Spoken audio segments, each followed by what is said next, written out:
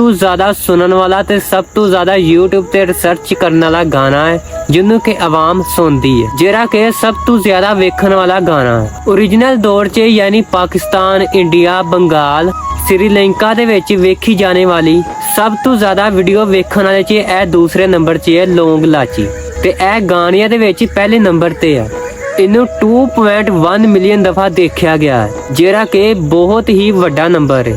ਤੇ ਪੰਜਾਬੀ ਬੋਲੀ ਨਾ ਸਿਰਫ ਪਾਕਿਸਤਾਨੀ ਮੀਡੀਆ ਦੇ ਵਿੱਚ ਬਲਕਿ ਬਾਲੀਵੁੱਡ ਦੇ ਵਿੱਚ ਵਾਹਦ ओरिजिनल ਲੈਂਗੁਏਜ ਹੈ ਜਿਹੜੀ ਕਿ ਬਹੁਤ ਡਿਵਰਸਲੀ ਇਸਤੇਮਾਲ ਕੀਤੀ ਜਾਂਦੀ ਹੈ। ਅਗਰ ਤੁਸੀਂ ਮੇਰੇ ਚੈਨਲ ਤੇ ਪਹਿਲੀ ਦਫਾ ਆਏ ਹੋ ਤੇ ਟੱਲੀ ਦਾ ਬਟਨ ਯਾਨੀ ਨੋਟੀਫਿਕੇਸ਼ਨ ਆਨ ਰੱਖੋ ਤਾਂ ਕਿ ਜਿਹੜੀ ਮੇਰੀ ਅਗਲੀ ਪੰਜਾਬੀ ਵੀਡੀਓ ਉਹ ਤੁਹਾਡੇ ਤੱਕ ਪਹੁੰਚਦੀ ਰਹੇ, ਠੀਕ ਹੈ। ਨਾਲ ਪੰਜਾਬੀ ਸਕਾਫਤ, ਪੰਜਾਬੀ ਕਲਚਰ, ਪੰਜਾਬੀ ਦੇ ਲਹਿਜੇ, ਪੰਜਾਬੀ ਦੇ ਬਾਰੇ, ਪੰਜਾਬੀ ਸਕਾਫਤਾਂ, ਪੰਜਾਬੀ